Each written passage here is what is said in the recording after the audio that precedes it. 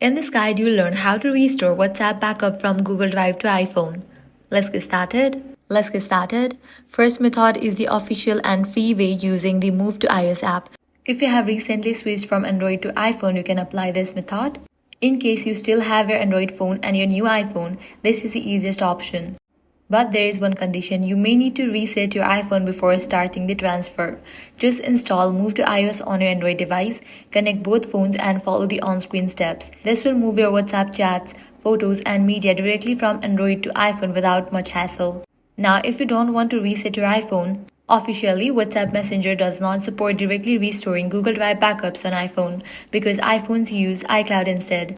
So if your backup is only on Google Drive, you won't be able to restore it directly. In that case, many users turn to third-party transfer tools on a PC that claim to move WhatsApp data from Google Drive to iPhone.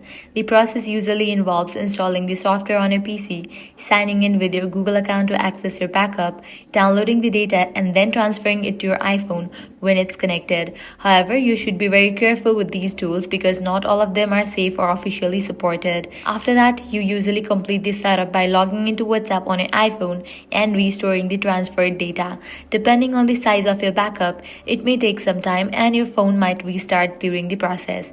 So overall, the safest and most reliable method is still using Move to iOS when possible, while Google Drive Direct Restore to iPhone is not officially supported. That's it for today's video. If this guide helped you out, do not forget to like, share and subscribe. Thanks for watching.